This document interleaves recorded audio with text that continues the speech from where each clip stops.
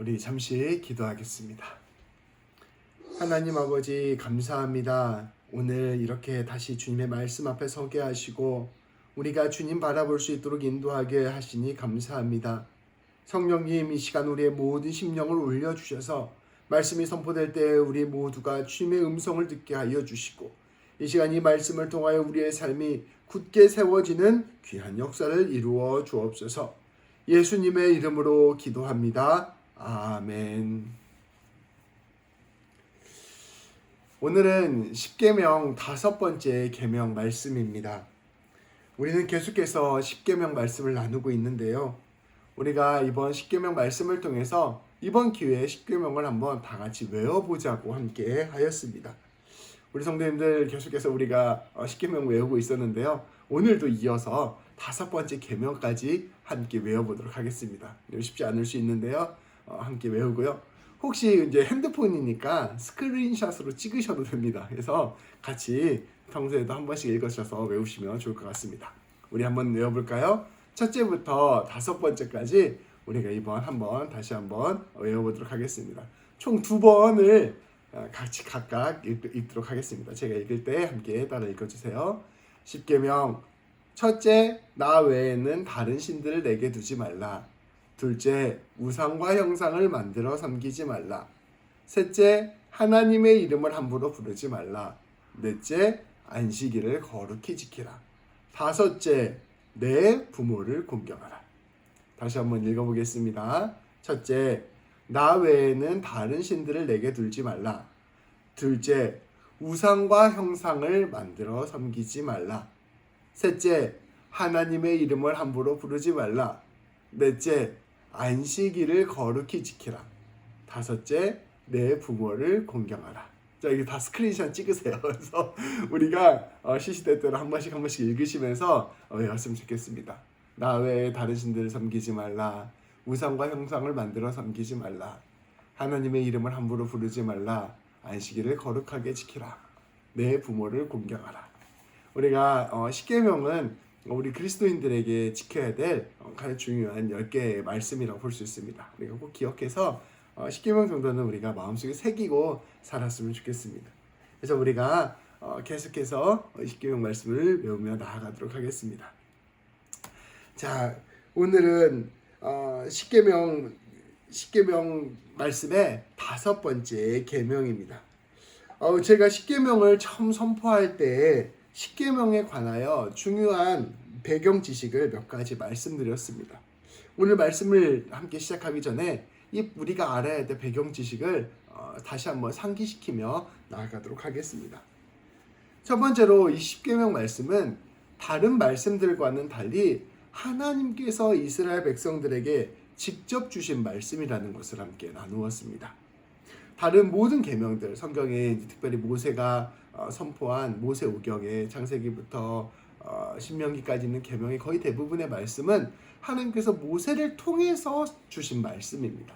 그런데 이 십계명 말씀은 모든 이스라엘 백성들에게 하나님께서 직접 말씀하여 직접 주신 계명입니다.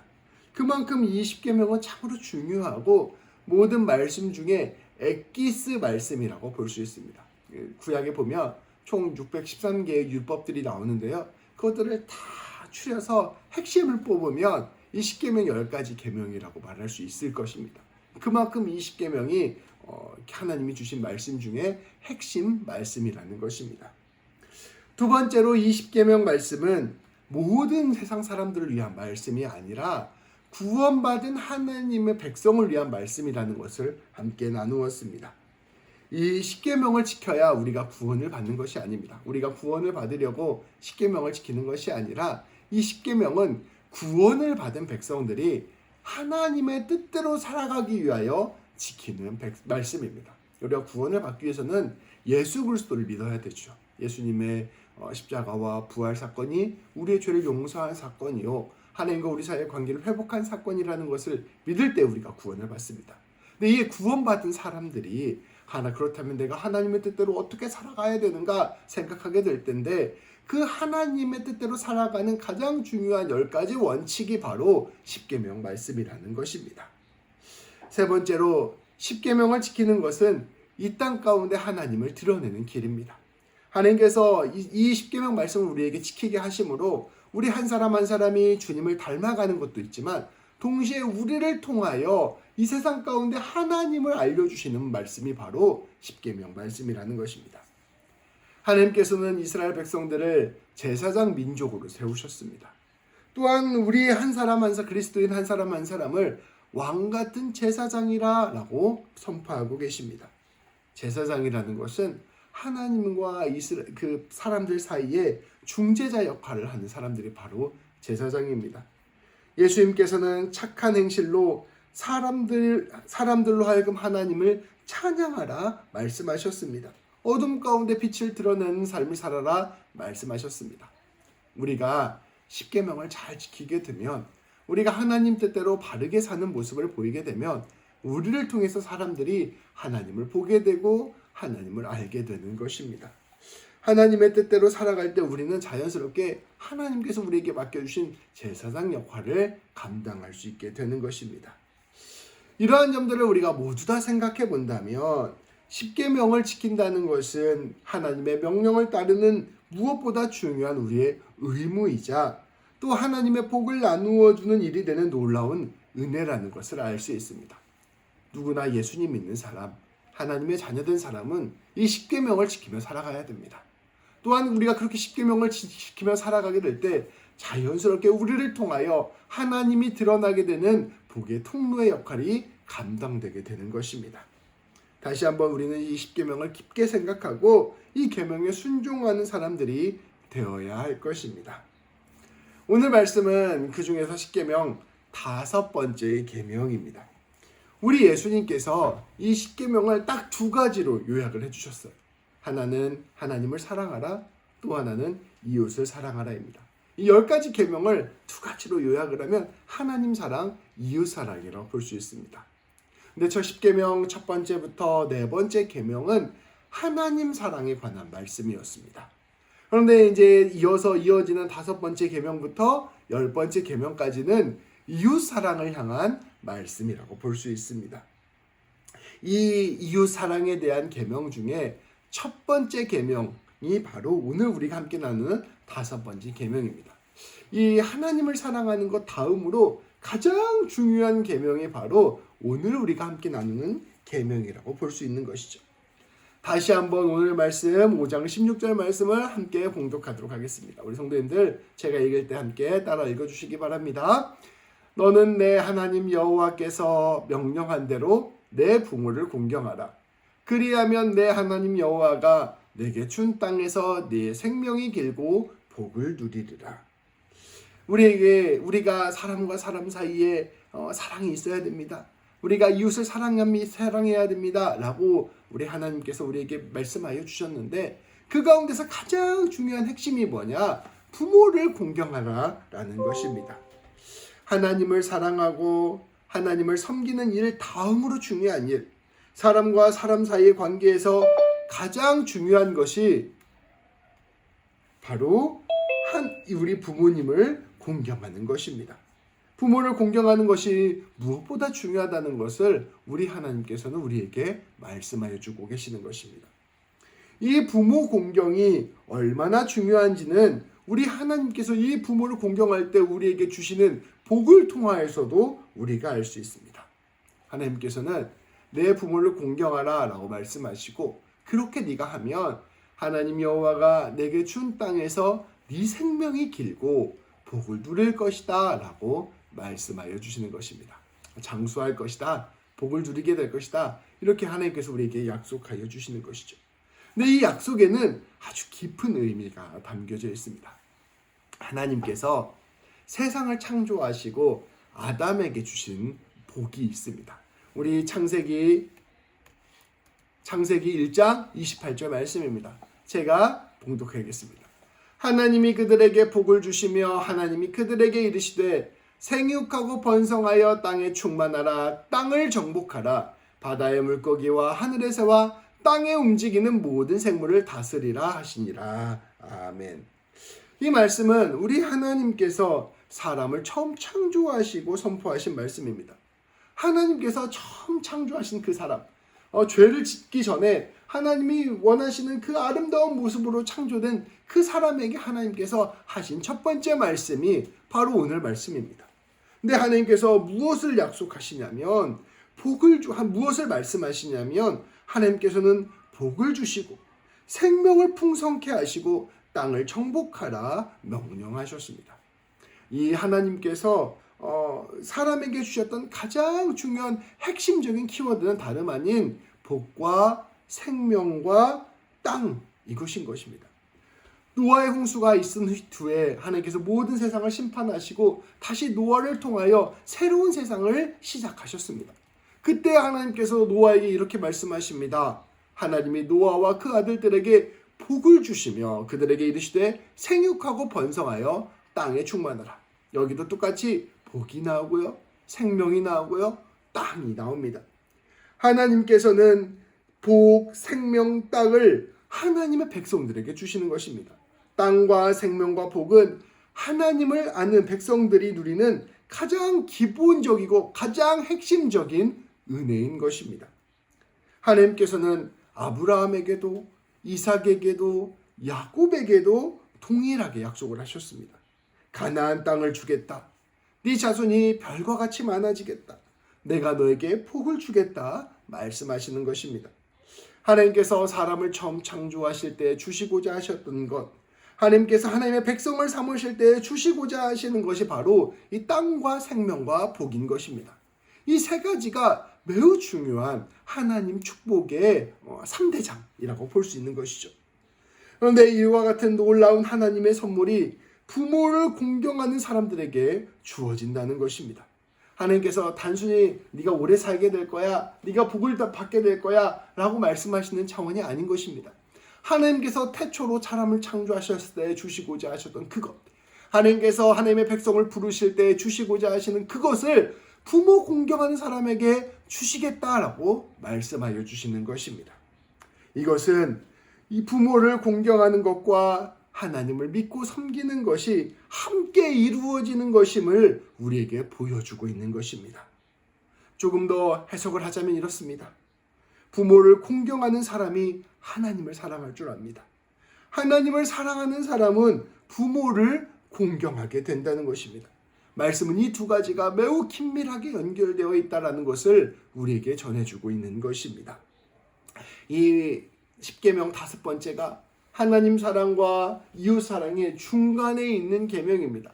이 하나님 사랑과 이웃 사랑의 계명의 중심에 있어서 이 부모 사랑이 하나님을 사랑하고 이웃을 사랑하는 것에 아주 중요한 핵심적인 키워드이다라는 것을 우리 하나님께서 우리에게 가르쳐주고 계시는 것입니다.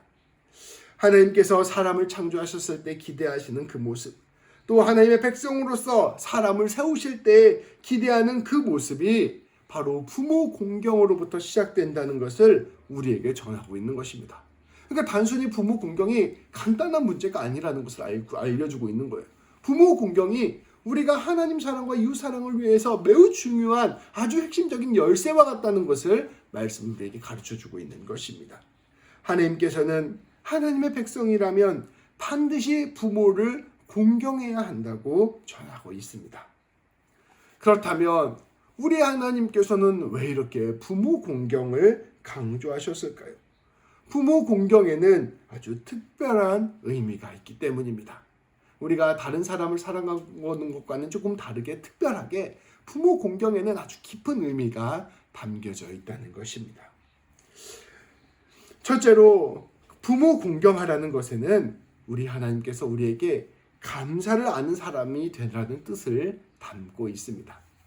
오늘은 크게 부모 공경의 2가지 의미를 나눌 건데요. 첫 번째입니다. 부모 공경을 하라는 것은 감사를 아는 사람이 되라는 뜻이 담겨져 있습니다. 사람에게는 다른 동물과 다른 매우 독특한 특징이 하나 있습니다. 우리 사람은 다른 동물과는 다르게 아주 독특한 특징 하나가 있어요. 그것은 뭐냐면 사람은 성인이 될 때까지 10수년간을 돌봄 속에서 살아야만 살아남을 수 있다는 것입니다. 우리 말 같은 거 보면요, 사슴 이런 것들을 보면요, 딱 태어나자마자 막 뛰어다닙니다. 근데 사람은 절대 그럴 수가 없는 동물로 존재로 태어난다는 것이죠. 사람은 그 유아기 때에는 단순히 방치하는 것만으로도 빠르게 죽음에 이를 수 있습니다. 얘를 돌보지 않고 그냥 내버려 두는 것만으로도 이 아이는 곧 죽음에 이르게 된다는 것입니다. 제가 아이를 키우면서 깨달았어요. 내가 지금 살아있다는 것 자체가 누군가의 지극한 정성과 돌봄 위에서 있는 거구나라는 것을 알게 되었습니다. 우리가 이렇게 살아있다는 것은 끊임없이 누군가가 돌보고 보살폈기 때문입니다. 돌봄과 보살핌 없이는 그 누구도 이렇게 살아남을 수 있는 존재가 아니라는 것입니다. 어쩌면 우리를 돌본 사람이 우리 혈통의 부모가 아닐 수도 있습니다.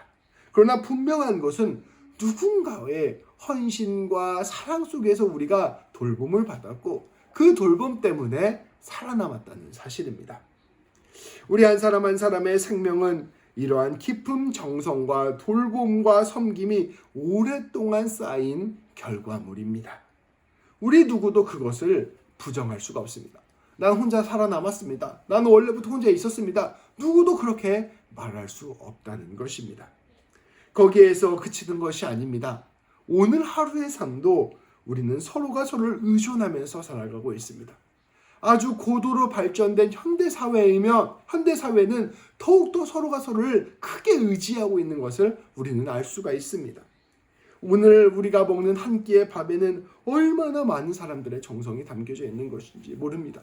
우리가 먹는 새우는 동남아시아에서 온 것이고, 우리가 먹는 밥은 미국에서 온 것이고, 쌀은 미국에서 온 것이고, 우리가 지금 요리를 할 수 있는 이 모든 일들은 다 이 나라의 많은 종사자들, 발전소를 하는 사람들, 가스를 캐는 사람들, 수많은 사람들의 수고가 한데 뭉쳐져서 오늘 우리가 한 끼 밥을 먹을 수 있는 것입니다. 우리가 하루하루 살아갈 때 수많은 사람들의 헌신과 수고에 우리가 서로가 서로를 의존하면서 살고 있다는 것입니다. 또한 우리가 하루하루를 살아가는 우리의 마음에는 얼마나 많은 사람들의 사랑이 있는지, 우리는 서로가 서로를 의존하고 서로가 서로를 사랑하고 서로가 서로에게 지탱이 되어주지 않으면 결코 살아갈 수 없는 존재입니다. 우리가 이런 말이 있죠. 네가 있어서 내가 있다. 우리 자녀가 있기 때문에 내가 부모가 될 수 있는 것입니다. 우리의 부모가 있기 때문에 내가 자녀가 될 수 있는 것이죠. 내 아내가 있기 때문에 내가 남편이 될 수 있는 것이고, 내 남편이 있기에 내가 아내가 될 수 있는 것입니다. 내 직원들이 있기 때문에 내가 사장이 될 수 있는 것이고, 사장님이 있기에 내가 직원이 될 수 있는 것입니다. 고객이 있기 때문에 내가 장사를 할 수 있는 것이요, 우리가 물건을 팔아주는 사람이 있기 때문에 내가 소비자가 될 수 있는 것입니다. 서로가 서로를 의존하고 서로가 서로를 지탱하며 서로가 더불어 살아가는 것, 이것이 바로 우리가 삶을 살아가는 가장 기본적인 조건이라는 것입니다. 그것을 더 깊이 들어가 보면 그 모든 뿌리에는 우리 하나님이 계십니다. 우리의 삶의 근원에는 하나님의 사랑이 있고 하나님의 은혜가 있습니다. 하나님께서 우리에게 햇빛을 주시고, 하나님께서 우리에게 공기를 주시고, 하나님께서 우리에게 물을 주시고, 무엇보다 하나님께서 우리에게 사랑을 주셔서 우리로 하여금 오늘 하루를 살 수 있는 생명의 길을 이끌어 주신다는 것입니다. 하나님의 돌보심이 우리의 삶 가운데 있고, 하나님의 인도하심이 우리의 삶 가운데 있고, 하나님의 책임져 주심이 우리의 인생 가운데 있음을 우리 하나님께서는 우리에게 말씀해 주시는 것입니다. 돌이켜보면 우리의 삶 자체, 생명 자체가 우리 이웃들이 우리를 섬겨주는 데로부터 비롯된 것이고, 하나님의 선물로부터 비롯된 것이라는 것을 우리는 깨달을 수 있는 것입니다. 근데 이 모든 것들, 내가 누군가에게 의존해서 살고 있다라는 것을 가장 뚜렷하게 보여주시는 사람이 바로 우리 부모님인 것입니다. 보편적으로는, 우리가 일반적으로는 부모님이 이와 같이 우리를 먹여주고 입혀주고 보살펴주고 사랑해서 우리를 살려낸 것입니다. 그리고 우리를 키워낸 것입니다. 그리고 가장 먼저 부모님을 통하여 하나님의 은혜를 볼 수 있게 된 것입니다. 우리가 하나님을 부를 때 하나님 아버지라고 이야기합니다.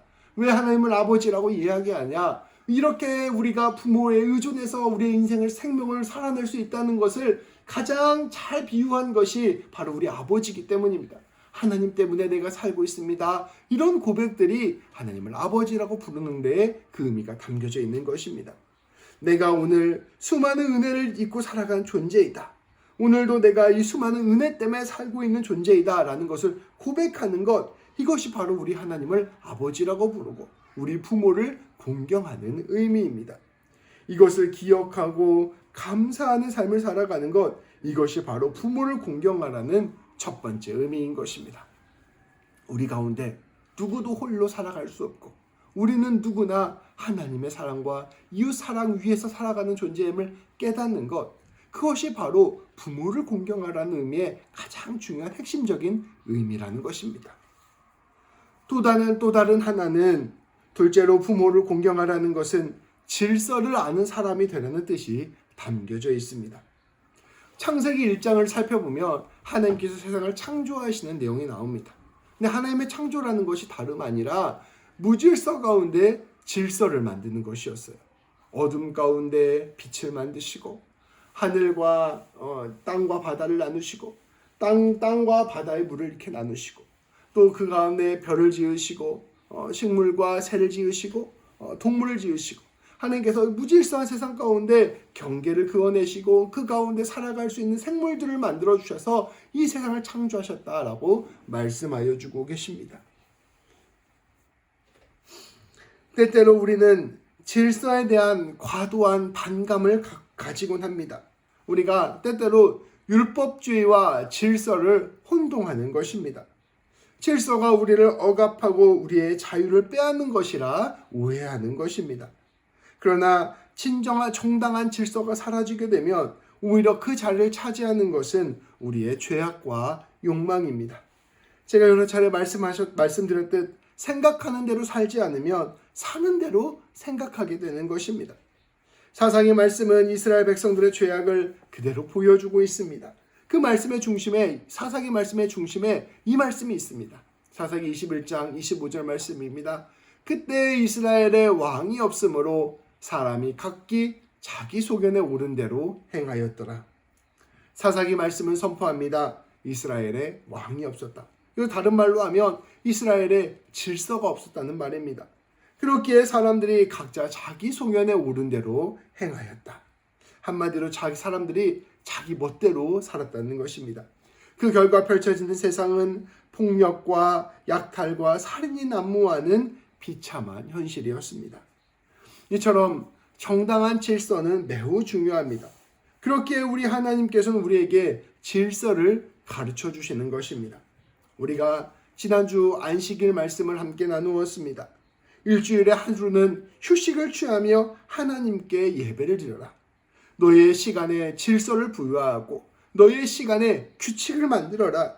그 질서 안에서 삶을 청돈하라 명령하신 것입니다. 또한 하나님은 성전을 짓게 하시고 1년에 3번은 성전에 찾아와야 된다라고 말씀하셨습니다. 그 과정을 통하여 너의 삶의 중심이 하나님이 되어야 된다라고 말씀하여 주신 것입니다. 또한 10계명을 주셔서 너의 삶의 가치관의 중심을 세우라 말씀하셨습니다.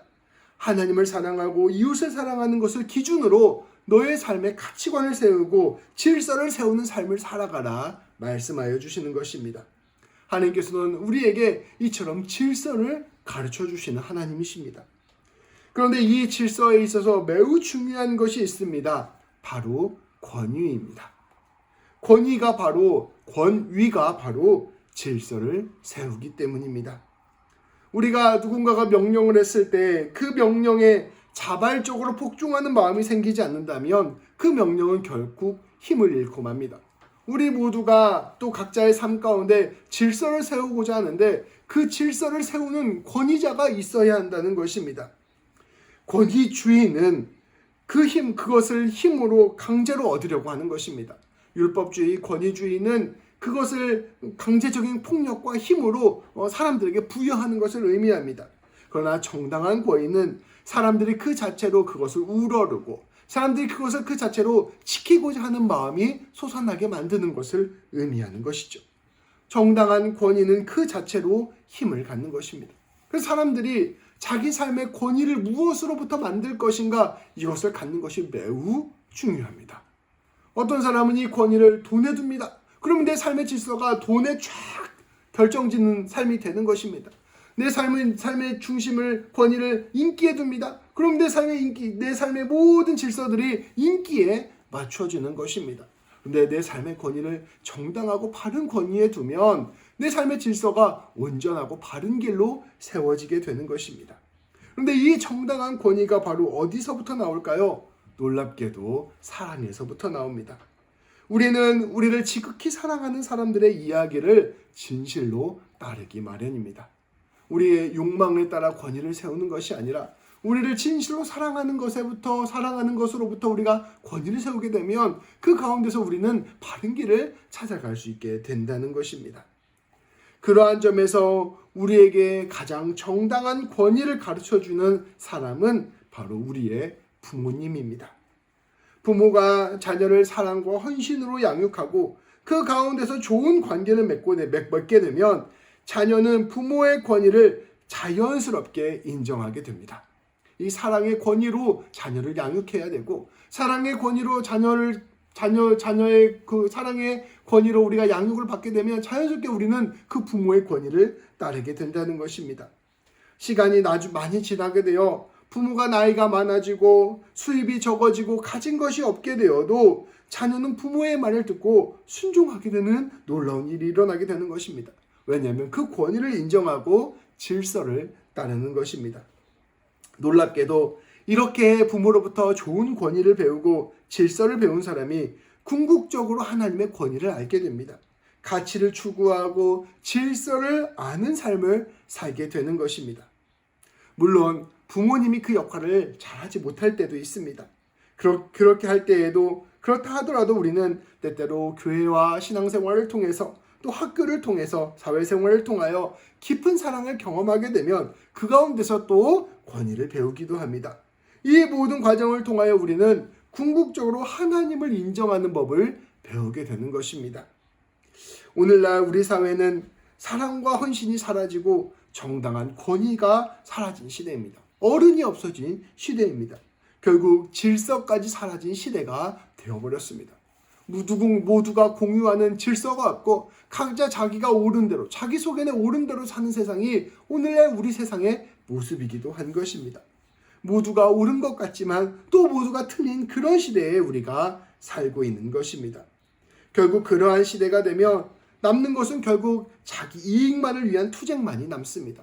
자기가 움켜쥐려는 것만 남는 것이 사회이고 남는 사회가 되어버리고 가치가 사라지는 세상이 되어버리는 것입니다. 그렇게 우리 하나님께서는 부모를 공경하고 부모에게 순종함을 통하여 부모의 권위를 배움을 통하여 우리의 삶에 온전한 질서를 세우기를 우리에게 요청하는 것입니다. 얼마 전에 굉장히 온라인 그 넷플릭스에서 전 세계를 강타했던 유명한 드라마 하나가 있었습니다. 바로 오징어 게임이라는 드라마입니다. 근데 이 오징어 게임을 보면 각자 도생하는 이 세상의 삶의 모습을 그대로 보여줍니다.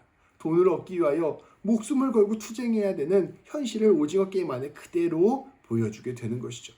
그런데 이 드라마를 자세히 살펴보면 아주 놀라운 점 하나가 있습니다. 이 오징어 게임 드라마의 주인공들이 모두 아버지가 없습니다. 아무도 아버지가 없어요. 아버지가 없거나 아니면 굉장히 나쁜 아버지가 있습니다. 그래서 이 아버지가 부재한 현실, 질서가 부재한 현실, 권위가 부재한 현실이 바로 오징어 게임과 같은 현실이다라는 것을 오징어 게임 드라마가 우리에게 보여주는 것입니다. 그런데 이 주인공 이정재 씨가 좋은 아버지가 되어가는 과정이 그 드라마에 담겨져 있습니다. 놀라운 권위, 놀라운 질서를 세워가는 중심으로 이정재 씨가 세워져가는 과정입니다. 그런데 그 가운데 바로 다름 아닌 아버지의 사랑이 있습니다. 사랑할 줄 아는 사람이 바로 이런 권위의 뿌리가 되어가는 것이죠. 이 드라마를 보면서도 우리는 느낄 수 있습니다. 부모를 공경하라는 것은 이 하나님의 뜻에는 우리가 새로운 하나님이 원하시는 정당한 권위를 세워야 한다. 질서를 만들어야 된다. 그 질서를 따라야 된다. 궁극적으로는 하나님을 권위로 여기고 하나님이 주시는 질서에 따라 살아가야 된다는 것을 우리에게 말하고 있는 것입니다. 말씀을 정리하고자 합니다. 하나님께서는 부모를 공경하라 명령하셨습니다. 그러나 오늘날 이것은 참 지키기 힘든 계명이기도 합니다. 우리 시대가 개인주의를 기반으로 한 시대이고, 또 우리가 부모와 자식과의 관계가 굉장히 많이 안 좋아진 시대이기도 하기 때문입니다.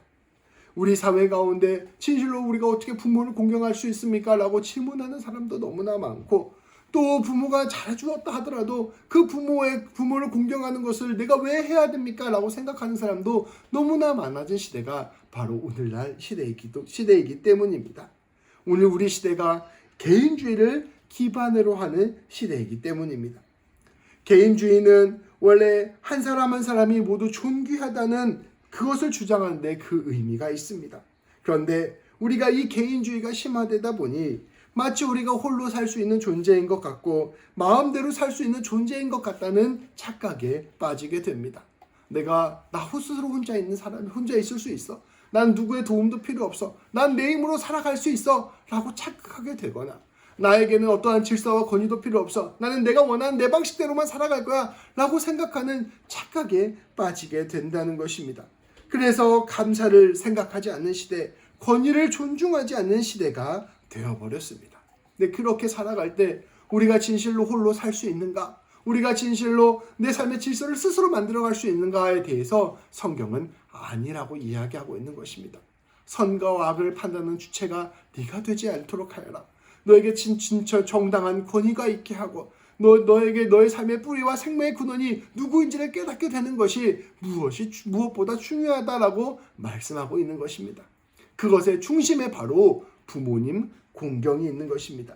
우리의 현실은 서로가 서로를 의지하며 살아가는 현실입니다. 정당한 권위와 질서가 있어야 살아가고 있는 현실입니다. 그 중심에 하나님이 계신 것입니다.